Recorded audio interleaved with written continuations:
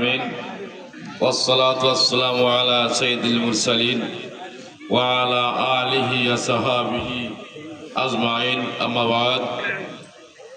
বাংলাদেশ জামাত ইসলামী ঝিনাইদহ সদর উপজেলার ১ নম্বর সাধুহাটি ইউনিয়নের ৬ নম্বর ওয়ার্ড কর্তৃক আয়োজিত আজকের এই নির্বাচনী সভার সম্মানিত সভাপতি, সঞ্চালক, অতিথিবৃন্দ, গণ্যমান্য ব্যক্তিবর্গ, সমবেত ভাই সব, আসসালামু আলাইকুম ওয়া রাহমাতুল্লাহ। হিন্দু ভাইদের প্রতি আমার শুভেচ্ছা রইল। সম্মানিত ভাই সব, আগামী 12ই ফেব্রুয়ারি ত্রয়োদশতম নির্বাচন, জাতীয় নির্বাচন আমাদের দেশে অনুষ্ঠিত হতে যাচ্ছে। এই নির্বাচনটা খুবই গুরুত্বপূর্ণ। বিশেষ করে বিগত 15 বছর ধরে মানুষ তাদের ভোটাধিকার প্রয়োগ করতে পারে নাই, ঠিক তো? 2014 সালে, 2018 সালে, 2024 সালে মানুষ ভোট দিতে পারে নাই। এবার মানুষ ভোট দেওয়ার সুযোগ পেয়েছে, ঠিক তো? যদিও কিছু কুচক্রী মহল ভোটের পরিবেশ বিনষ্ট করার চেষ্টা করছে, তবুও এদেশের তৌহিদি জনতা, দেশপ্রেমিক জনতা ষড়যন্ত্র রুখে দিবে এবং এদেশের মানুষ শান্তিপূর্ণভাবে ভোট প্রয়োগ করতে পারবে ইনশাআল্লাহ। এই যে ভোট অধিকার ফিরে পেল, এর জন্য গুরুত্বপূর্ণ বিষয় না এটা? আর একটা গুরুত্বপূর্ণ বিষয় হলো বাংলাদেশ জামাত ইসলামী সহ 11 দলীয় ঐক্য ক্ষমতায় যাওয়ার উজ্জ্বল সম্ভাবনা দেখা দিয়েছে, ঠিক কিনা? সম্মানিত উপস্থিতি, আগামী 12 তারিখে 2টা ভোট হবে। কয়টা? 2টা। একটা হলো গণভোট, হ্যাঁ অথবা না ভোট দিতে হবে। আপনারা হায়ের পক্ষে ভোট দিবেন, ঠিক আছে তো? আর জাতীয় সংসদ নির্বাচন আর একটা। জাতীয় সংসদ নির্বাচনে আপনারা ঝিনাইদহ 2 আসনে দাঁড়িপাল্লা প্রতীকে ভোট দিবেন, ঠিক তো? সম্মানিত ভাই সব, দাঁড়িপাল্লার পক্ষে জোয়ার শুরু হয়েছে নাকি? জোয়ার এর কারণে আমাদের প্রতিপক্ষ বন্ধুদের মাথা খারাপ হয়ে গিয়েছে। তারা আবল তাবল বকা শুরু করেছে, সোজা পথ বাদ দিয়ে বাঁকা পথ ধরেছে, হুমকি ধামকি দেওয়া শুরু করেছে, কেন্দ্র দখল করার পরিকল্পনা করছে, ভোট কারচুপি করার প্রচেষ্টা চালাচ্ছে। সম্মানিত উপস্থিতি, বর্তমান অন্তরীণ সরকার ভোট ফ্রি, ফেয়ার, নিউট্রাল, উৎসবমুখর পরিবেশে, ভয় ভীতিহীন মুক্ত পরিবেশে অনুষ্ঠিত হবে বলে ঘোষণা দিয়েছে। সরকারি আইন কানুন তো আপনারা মানতেছেন। এই ভোটের বিরুদ্ধে যে আপনারা প্রচারণা চালাচ্ছেন, ভোট চাওয়ার অধিকার প্রত্যেকটা নাগরিকের আছে, আছে কিনা? নাই। অধিকার ফিরিয়ে দেওয়ার জন্য নির্বাচন, ভোটাধিকার ফিরিয়ে দেওয়ার জন্য নির্বাচন। প্রত্যেকটা নাগরিকের অধিকার রয়েছে ভোট চাওয়ার, প্রার্থী হওয়ার অধিকার আছে, যে কোনো প্রার্থীর পক্ষে প্রচারণা চালানোর অধিকার আছে। সে নাগরিক হিন্দু হোক, মুসলিম হোক, নারী হোক, পুরুষ হোক, সুবিধা বঞ্চিত মানুষ হোক আর গরিব মানুষ যাই হোক না কেন, প্রত্যেকটা মানুষের ভোট অধিকার, ভোট চাওয়ার অধিকার আছে, আছে কিনা? নাই। এই ভোট চাওয়ার ক্ষেত্রে বাধা দিচ্ছে না, তাহলে এটা কি হলো? গণতন্ত্রের প্রতি ন্যূনতম কোন মূল্যবোধ তাদের আছে? এত রক্ত, এত জীবন এত ত্যাগ তিতিক্ষার বিনিময়ে একটা কাঙ্ক্ষিত নির্বাচন হতে যাচ্ছে, সেই নির্বাচন আপনি বাধা সৃষ্টি করছেন, ভোটারদেরকে বাধা দিচ্ছেন, কারচুপি করার চিন্তা করছেন, ভোট সেন্টার দখল করার পরিকল্পনা করছেন। মনে রেখেন, এদেশের তৌহিদি জনতা, এদেশের দেশপ্রেমিক নাগরিক, এদেশের সচেতন জনগণ সকল ষড়যন্ত্র নস্যাৎ করে দিবে ইনশাআল্লাহ। আপনাদের অপকর্মের কারণেই জামাতের জনপ্রিয়তা বেড়ে গিয়েছে। 5ই আগস্টের পরে জামাত এরকম ছিল না। এখন মানুষ পাচ্ছে যে জামাত ইসলামীকে ক্ষমতায় বসাতে হবে। 5 তারিখের পরে 6 তারিখ, 7 তারিখ, 8 তারিখে তো ধারণা মানুষের ছিল না, আমাদেরও ছিল না। আর আপনারা তো মনে করেছিলেন যে ক্ষমতা চলেই গেছে, আওয়ামী লীগ বিদায় নিয়েছে, এখন আর কোনো কথা নেই, নিরিবিলি নির্বিঘ্নে ক্ষমতায় চলে গিয়েছে। এখন অনেক চিন্তা করছেন কেন? আপনাদের অপকর্মের কারণে। আপনাদের চাঁদাবাজি করেছেন, টেন্ডারবাজি করেছেন, মানুষের অধিকার হরণ করেছেন, সালিশের নামে মানুষের কাছ থেকে টাকা নিয়েছেন, বাজার দখল করেছেন। যে সমস্ত অপকর্মগুলো করেছেন, আপনাদের অপকর্মের কারণে মানুষ আপনাদের থেকে মুখ ফিরিয়ে নিয়েছে, জামাত ইসলামীকে বেছে নিয়েছে। ঠিক কিনা? অপকর্মগুলো করেন, প্রত্যেকটা অপকর্মে আপনারা ধরা পড়ে যাচ্ছে। খুনও করেছেন। আই হ্যাভ এ প্ল্যান বলে তারেক রহমান সাহেব বিদেশ থেকে এসে কাজ শুরু করলেন। আই হ্যাভ এ প্ল্যান ইংরেজি শব্দ, তাই না? আই হ্যাভ এ প্ল্যান মানে হচ্ছে আমার একটা পরিকল্পনা আছে। তা আপনার পরিকল্পনা তো বোঝা আছে এইগুলো। মানুষও খুন করেছেন আপনি।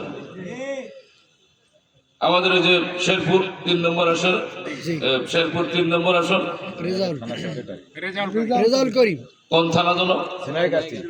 জেনাইগাতি থানার, জেনাইগাতি উপজেলার সেক্রেটারি রেজাউল করিম ভাইকে আপনারা আক্রমণ করে হত্যা করেছেন। পরিকল্পনাতে এইটা।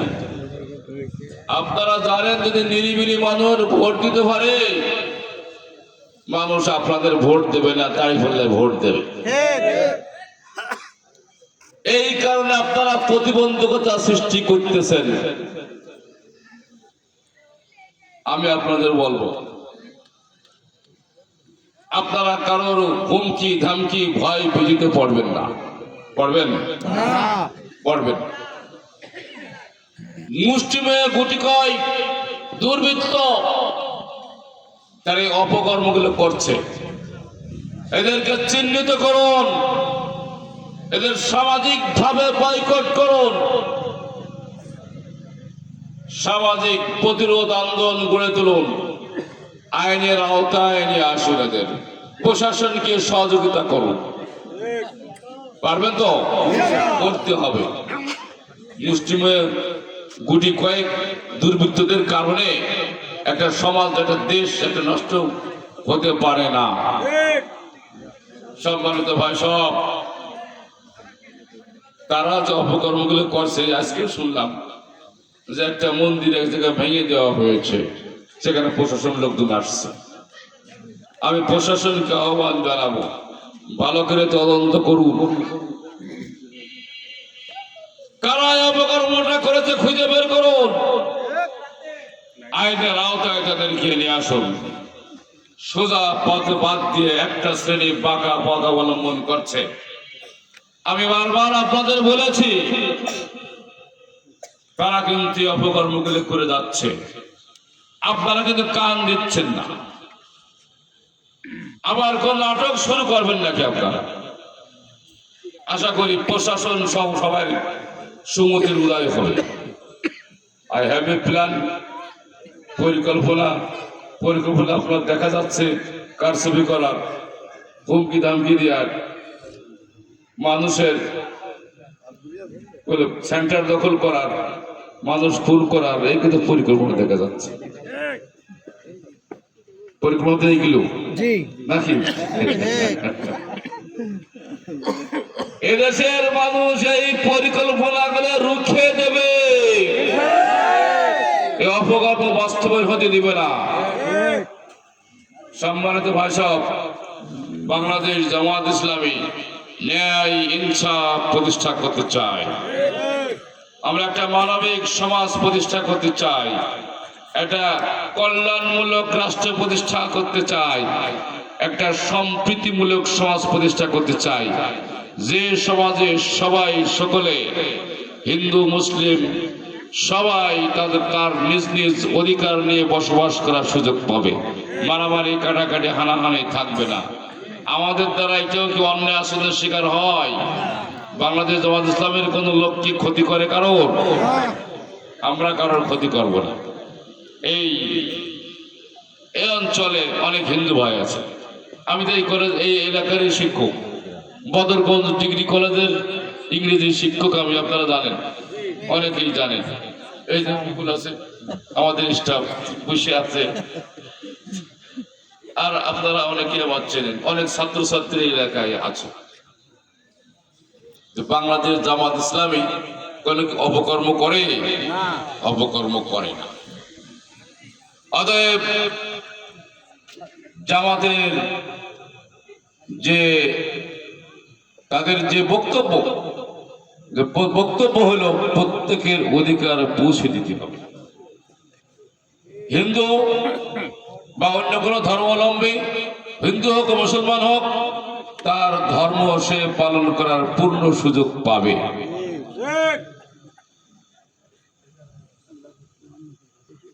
যাদের ধর্ম সে পালন করবে।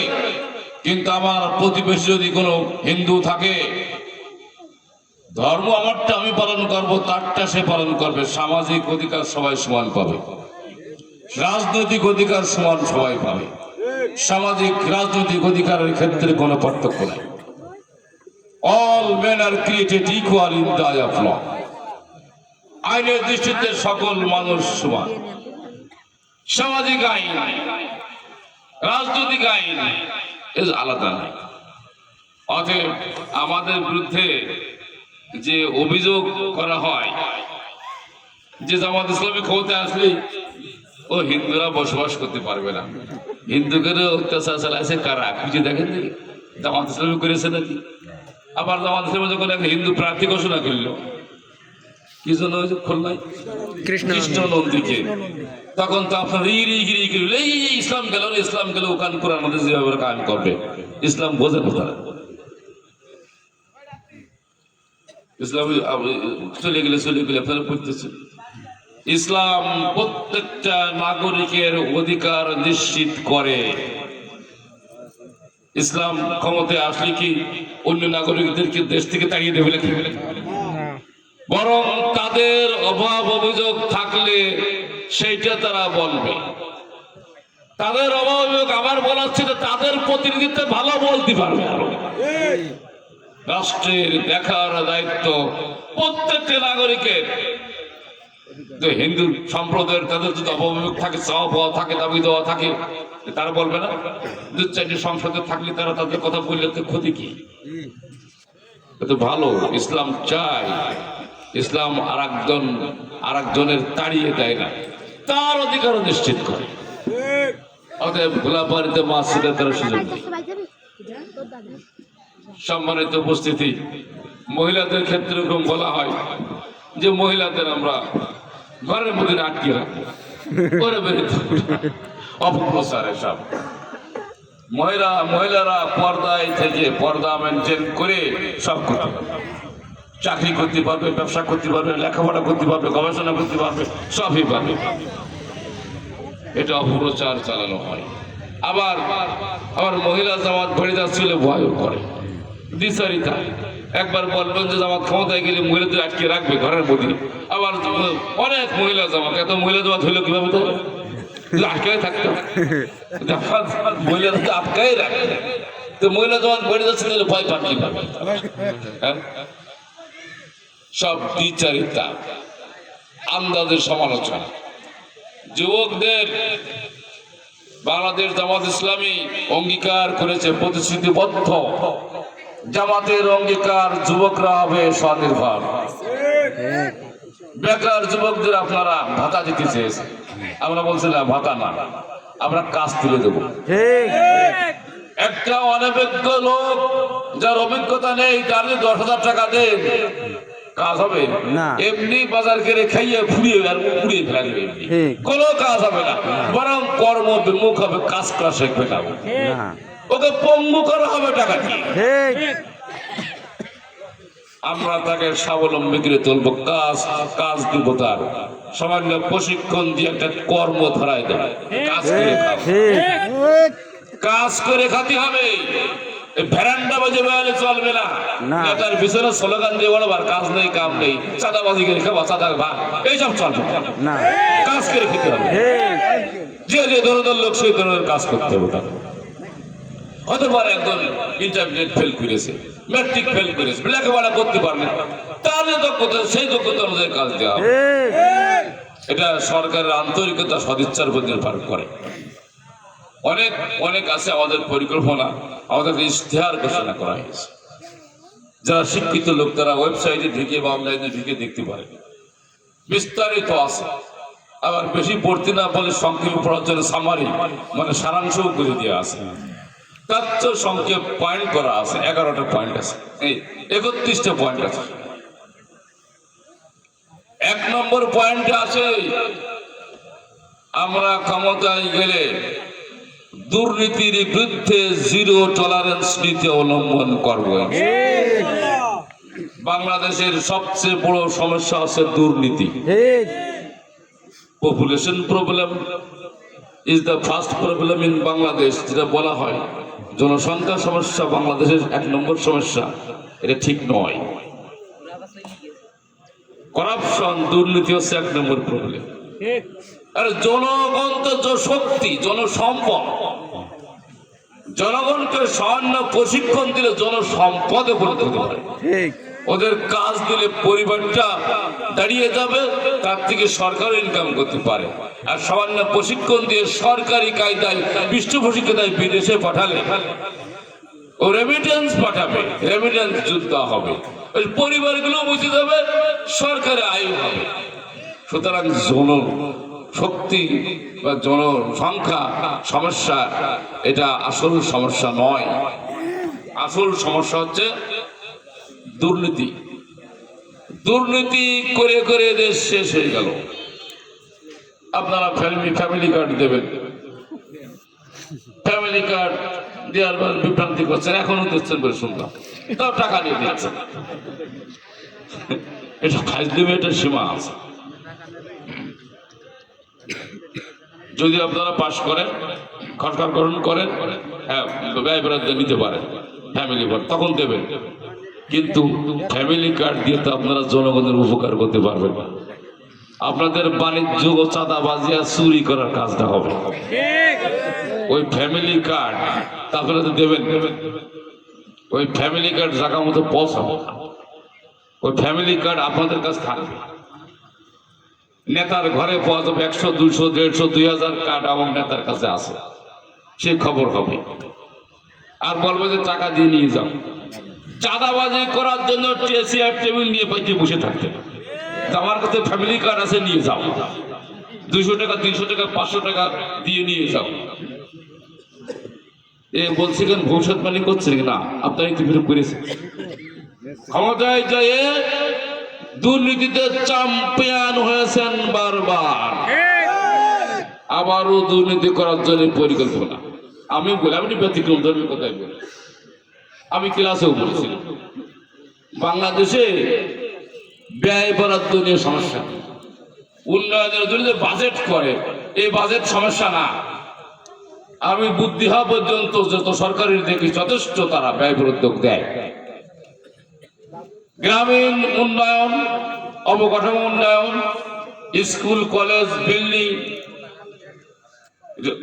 ব্রিজ কালভার্ট, শহর নগরায়ন করার জন্য সরকার যথেষ্ট বরাদ্দ দেয়।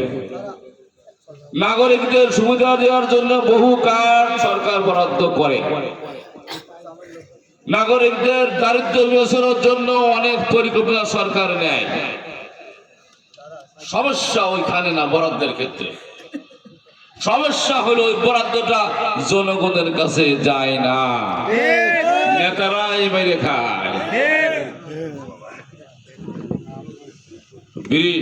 যদি রাস্তার জন্য বাজেট হয়, একটা রাস্তা যদি ভালো মতো করা হয় শিডিউল অনুযায়ী 25 বছর যাওয়ার কথা, যায় 1 বছরও যায় না, এক বর্ষাইতে শেষ হয়ে যায়।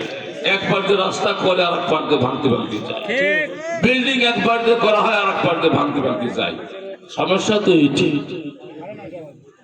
কার্ডে তো কার্ড তো বরাদ্দের ক্ষেত্রে সমস্যা হয়নি। সমস্যা হলো ওই কার্ডটা যাবে না যে পাওনাদার তার কাছে। রাষ্ট্রীয় সম্পদ লুটপাট করে কিভাবে খেতে হয় খুব ভালো করে জানা আছে। যোগ্যতার সাথে আপনারা এগুলো লুটপাট করেন। কিছু অসৎ অফিসার আর অসৎ রাজনীতিবিদ, এই দুই অসৎ শ্রেণী যোগ সাজস করে রাষ্ট্রীয় সম্পদ লোপাট করে দেয়। এটাই তো সমস্যা। বাংলাদেশ জামাত ইসলামীর পলিসি হইল 1 নম্বর পলিসি, দুর্নীতির টুটি চেপে ধরা হবে, দুর্নীতি করতে দেওয়া হবে না।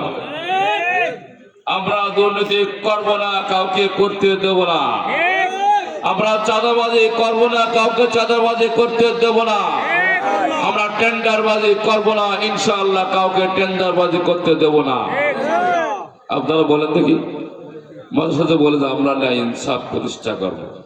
আচ্ছা বলেন, আপনারা যদি বলেন যে ন্যায় ইনসাফ প্রতিষ্ঠা করবে, তাহলে মানুষ হাসবে না কানবে?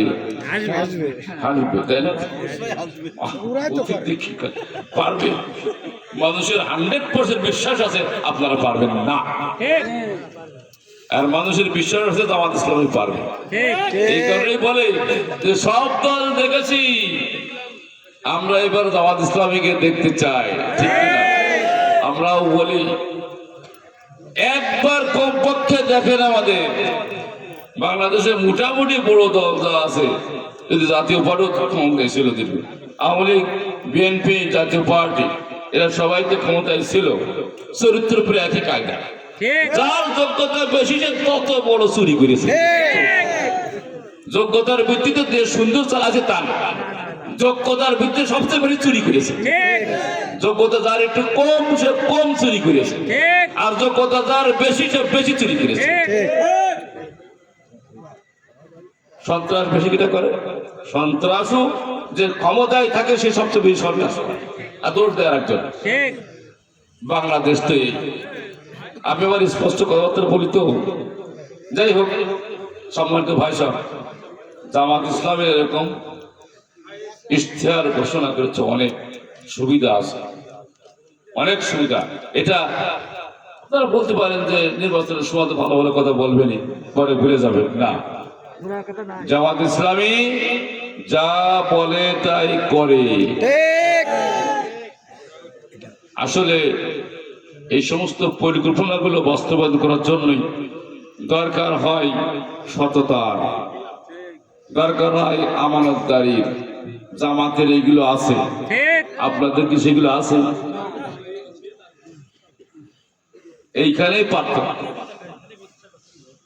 মিথ্যা কথা, পার্থক্য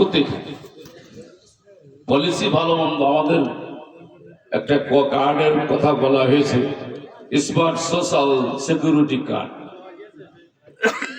যে কার্ডের ভিতরে একসাথে সব হবে। এনআইডি কাজ হবে, টিআইএন এর কাজ হবে, টিন সার্টিফিকেটের কাজ, যেটা আপনারা যারা ট্যাক্স দেন তারা বুঝবেন, টিনের কাজ হবে ওই কার্ডের মাধ্যমে। স্বাস্থ্য সেবা, সমাজ সেবা সব এক কার্ডের মাধ্যমে হবে। ঋণ নেওয়া সব এক কার্ডের মাধ্যমে চলবে। এটা উন্নত মানের একটা সিস্টেম। যারা দেশি বিদেশি বুদ্ধিজীবী আছে তারা প্রশংসা করছে, জামাত প্রশংসায় ভাসছে। আমার বক্তব্য অন্যখানে।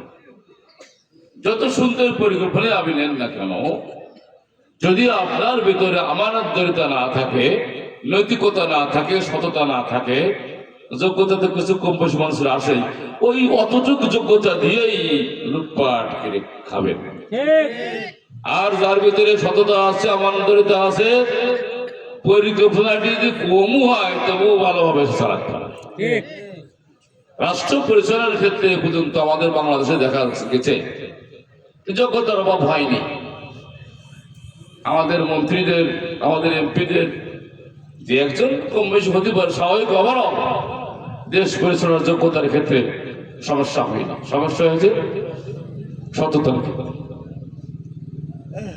সততা যদি না থাকে আর যোগ্যতা যদি থাকে, কি হয় জানেন? যোগ্যতার সাথে লুটপাট করে। আর যদি যোগ্যতা থাকে, সততা নাই, কি বলে উল্টো কথাটা, যদি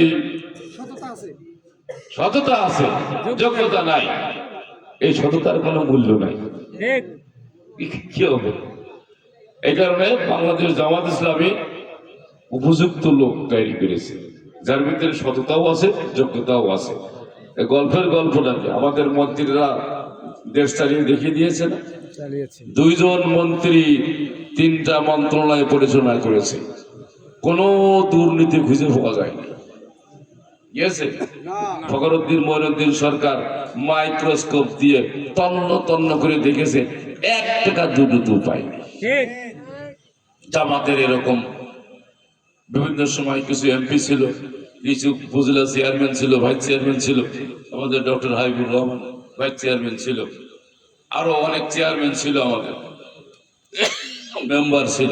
আমাদের লোকেরা সকল জায়গায় সততা এবং দক্ষতার স্বাক্ষর রেখেছে। অতএব বাংলাদেশের মানুষের মুক্তির জন্য বর্তমান প্রেক্ষাপটে বাংলাদেশ জামাত ইসলামীর বিকল্প নাই। ঠিক আছে, তাহলে আগামী 12 তারিখে কথা আর বাড়াচ্ছে না ভাই।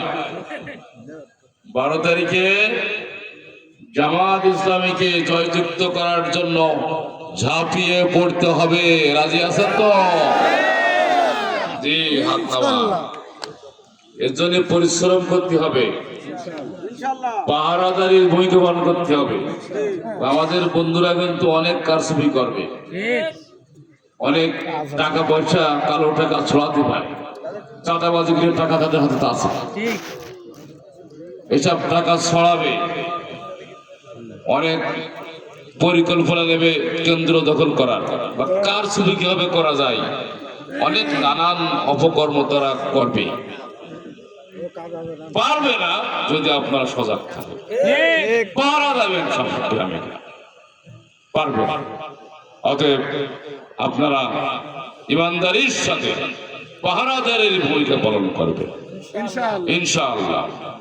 গ্রুপ বড় বড় গ্রুপে বেড়ে হবে, গ্রামের এক মাথাতে আর এক মাথায় বেড়ে হয়ে পড়বে। একেবারে 20 জন, 30 জন, 40 জন, 50 জন গ্রুপ নিয়ে বেরিয়ে পড়বে, ভোট চাবে, নিয়মিত চালাবে। আমি আর কথা বলতে যাচ্ছি না। আর ভোটের দিন ভোট দিয়ে বাড়ি চলে আসবেন না, ভোট সেন্টারে থেকে যাবেন, রেজাল্ট নিয়ে তারপরে আসবেন, পারবেন? ঠিক আছে, আমি আর কথা শেষ করে দিচ্ছি। তো সব শেষে আমি দোয়া চাই।